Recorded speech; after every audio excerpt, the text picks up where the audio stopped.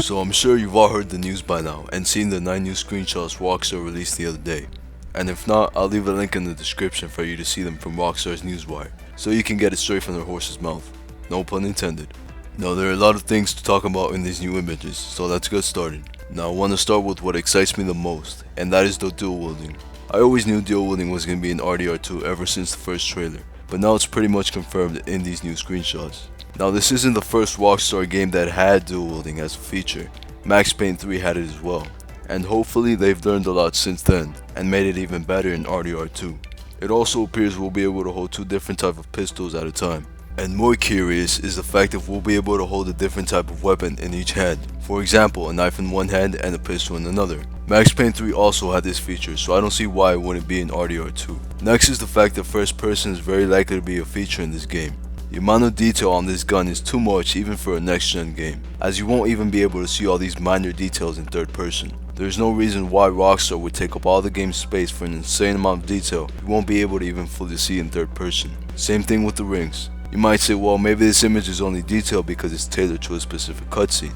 But even the gun on this guy's back in this image is highly detailed for first person viewing as well. I don't know about you guys, but I don't mind the first person as long as it's not a forced feature. I think it's a cool addition. Since we're still on the topic of guns, this gun looks very similar to the repeater carbine from Red Dead Redemption. As for the other weapons shown in these images, it's impossible to tell if these are returning from Red Dead Redemption or if they're new additions. I also want to add that the repeater carbine looks different here. It's possible that Rockstar added weapon customization to RDR 2, like they did in GTA 5, allowing you to change the design patterns and slightly change the color, and maybe even this time change the weapon material, so that you can change the type of wood on the gun. This would even make more sense if RDR 2 had first person, allowing you to see your favorite gun pattern designs up close like in GTA 5. In this picture, judging by the armored coach, it looks like some type of escort. Maybe it's a part of the story?